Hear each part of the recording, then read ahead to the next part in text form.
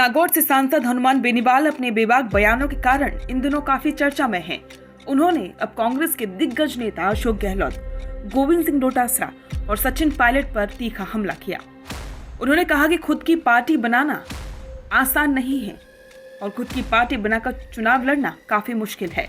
गहलोत और पायलट को कहो कि अलग पार्टी बनाकर देखो, पता चल जाएगा कितने बड़े नेता हैं। वहीं बेनीवाल ने डोटासरा पर तंज कसते हुए चुनौती दी कि पार्टी बनाकर लड़कर दिखाओ, 3000 वोट भी नहीं आएंगे। अब बेनीवाल के बयान के बाद सियासत में हलचल मची हुई है। बेनीवाल ने पीसीसी चीफ गोविंद सिंह डोटासरा को आड़े हाथों लिया है। उन्होंने बिना नाम लिए कहा कि ये जो रुमाल हिला रहा है उसको बोलो कि पार्टी बनाकर लड़े, उसके 3000 वोट भी नहीं आएंगे।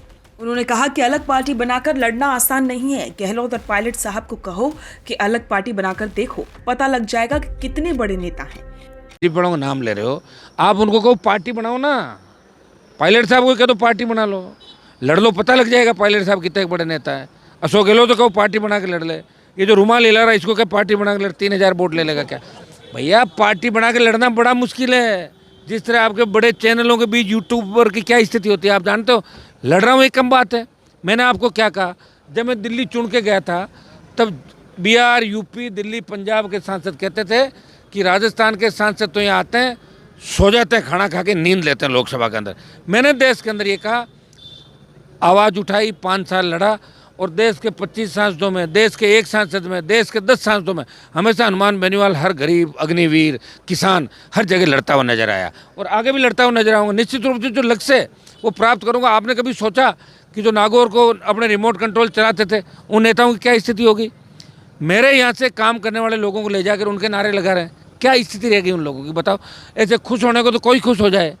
बेनीवाल ने कहा कि देश भर के सांसद ये कहते थे कि राजस्थान के सांसद तो यहाँ आते हैं और खाना खाकर नींद निकालते हैं, लेकिन मैं अकेला ऐसा सांसद हूँ जिसने पूरी संसद में अग्निवीर समेत किसानों के मुद्दों को लेकर बात उठाई है।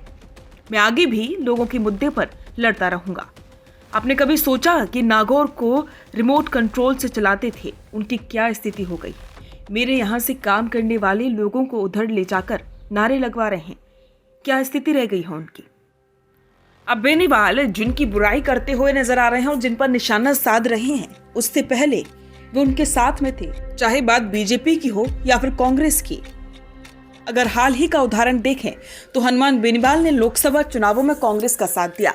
कांग्रेस के जिन नेताओं पर वे अब निशाना साध रहे हैं उनके साथ मंच भी साझा किया, लेकिन राजनीति में कब क्या कुछ बदल जाए ये कहना कंफर्म नहीं है।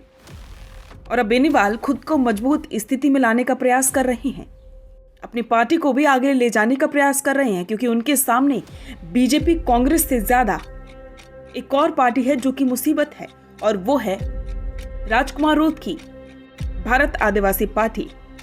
पिछले कुछ समय से भारत आदिवासी पार्टी भी राजस्थान में काफी लोकप्रिय है और कहीं ना कहीं इस पार्टी ने हनुमान बेनीवाल की पार्टी आरएलपी की स्थिति को कमजोर जरूर किया है।